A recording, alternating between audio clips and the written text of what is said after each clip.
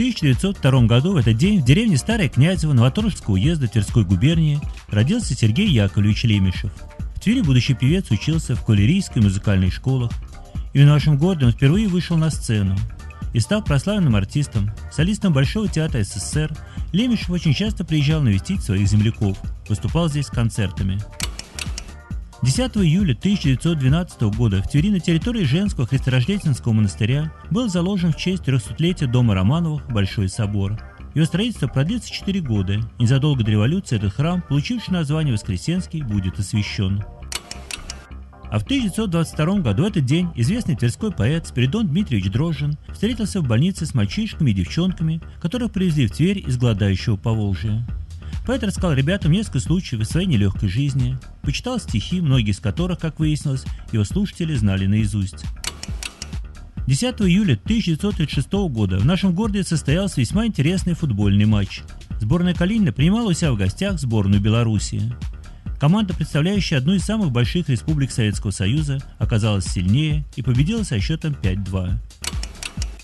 В 1960 году, 10 июля, в зале Калининского драматического театра прошел так называемый штапельный бал. Его гости смогли увидеть современные модели платьев из штапельных тканей, но те, кто пришел на этот бал в нарядах из штапеля, мог рассчитывать на специальный приз.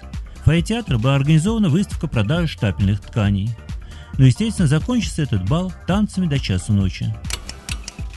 В 1990 году в этот день была заново освящена церковь Казанской Божьей Матери в поселке Власево.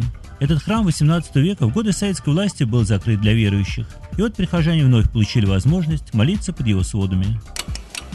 День 10 июля 1996 года стал в нашем городе самым жарким за последние 40 с лишним лет. В этот день воздух прогрелся до 35 градусов жары. Последний раз такая температура наблюдалась у нас в это время в 1954 году. В 2002 году в этот день из жизни ушла Мария Васильевна Смирнова, легендарная летчица, удостоенная звания Героя Советского Союза. Она приехала в наш город в молодые годы из Лихославля, здесь занималась в аэроклубе, отсюда ушла на фронт и сюда вернулась после войны. Марии Васильевне Смирновой было присвоено звание почетного гражданина нашего города.